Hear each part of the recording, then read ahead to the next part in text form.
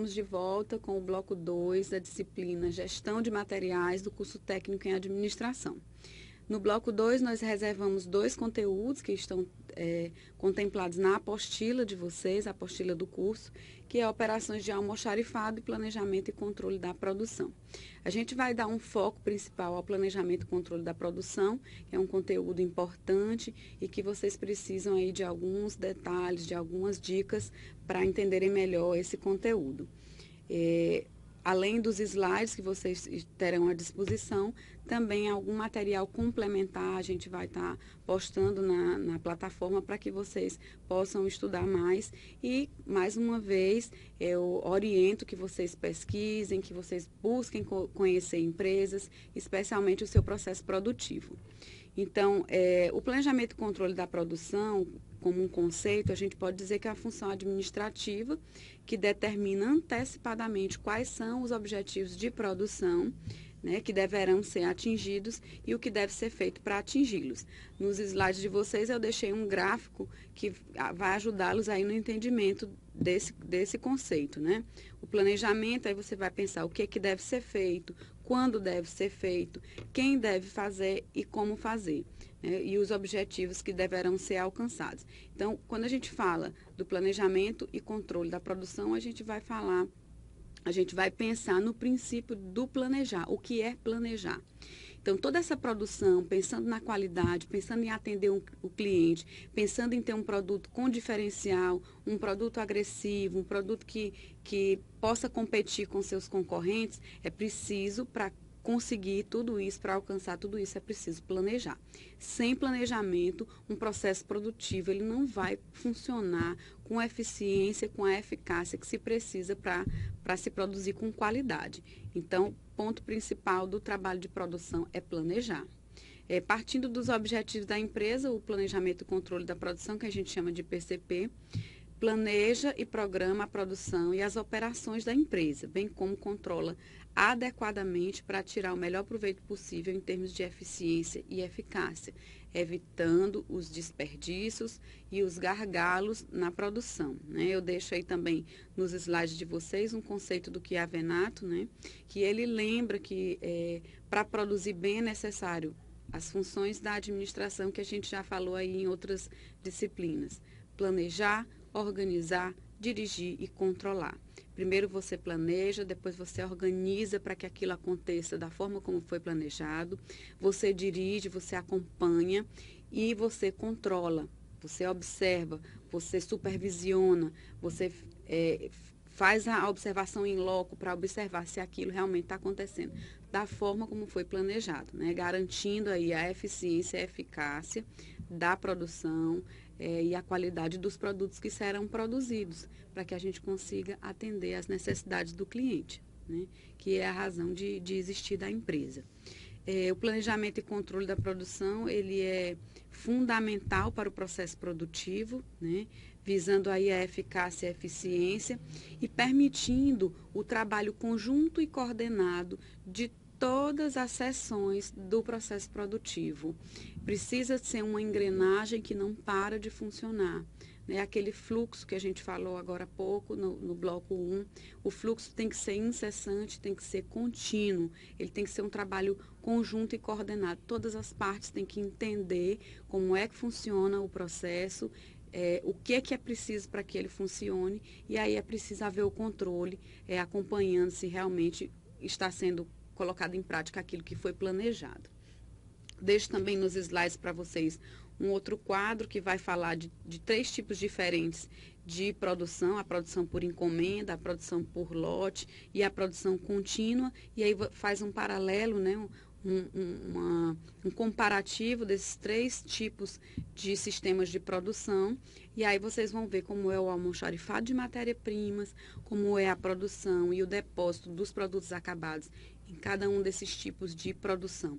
É importante que vocês vejam isso, que façam o comparativo e que pesquisem um pouco mais sobre esse conteúdo. Deixo também sobre a finalidade do planejamento e controle da produção um outro gráfico, né, que vai deixar bem clara a importância do controle. Não só o planejamento, mas também o controle, medindo o desempenho tanto das pessoas como também das máquinas envolvidas no processo produtivo, para fazer comparações, para comparar com o que foi planejado, para tomar decisões, talvez, de mudanças, de algumas alterações para que esse processo funcione melhor. Corrigir o desempenho, né, identificar erros ou desvios, aqueles famosos gargalos, né, algumas paradas no processo produtivo, exatamente para replanejar, modificar aquilo que precisa ser modificado, para que o processo flua de forma contínua e coordenada, sem haver nenhuma interrupção desse processo. A finalidade do planejamento e controle da produção é aumentar a eficiência e a eficácia desse processo produtivo, né? E ele tem aí uma finalidade dupla, que é atuar sobre os meios de produção, no sentido de aumentar a eficiência e cuidar para que os objetivos da produção sejam plenamente alcançados, aumentando a sua eficácia. Eu deixo aí um outro conceito importante para vocês, que fala do objetivo do planejamento de produção, que é satisfazer datas de entregas, é preciso se cumprir essas datas, as entregas aos clientes com o mínimo de custo total. As empresas também têm o foco voltado para a diminuição do custo, né? Estamos em tempos de crise, não pode se desperdiçar nem material, nem tempo e nem dinheiro. E aí, por meio de um planejamento da sequência das atividades de produção, se consegue isso, diminuir custos e garantir a eficiência e a eficácia do processo produtivo, consequentemente, dos produtos que serão produzidos nele. Objetivos gerais do planejamento e controle da produção: permitir que os produtos tenham a qualidade especificada, aquilo que você prometeu para o cliente, fazer com que as máquinas e as pessoas operem com níveis desejados de produtividade, daí a importância tanto da orientação dessas pessoas, como da manutenção dessas máquinas e o controle, a observação de como eles estão atuando dentro das suas atividades para perceber se há uma necessidade de redirecionar ou de replanejar alguma etapa do processo produtivo. Reduzir estoques, especialmente porque estoque é dinheiro muitas vezes parado, e também porque espaço dentro da empresa ele tem que ser otimizado.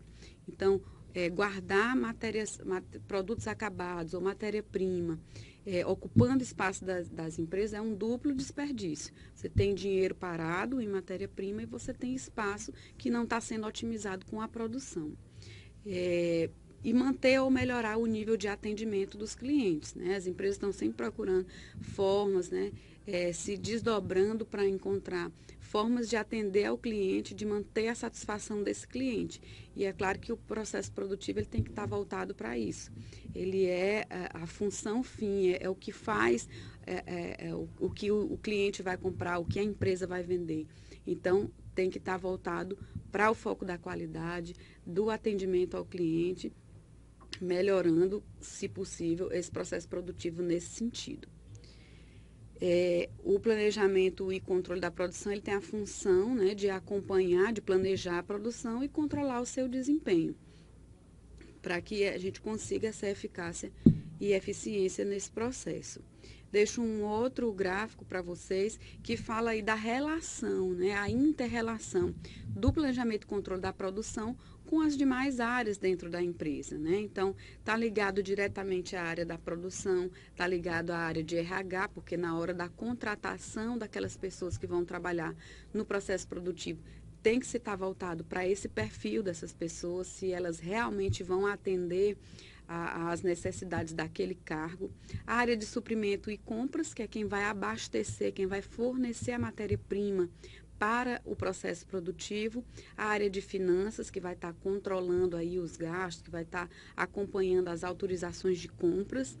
A área de engenharia industrial, que vai estar fazendo esse controle, né? Participando do planejamento, mas fazendo o controle, observando o posicionamento das máquinas, observando o layout, observando se há algum problema de ergonomia voltado aí para a saúde dos trabalhadores, para que eles possam produzir mais de forma com qualidade e garantindo a sua saúde, né?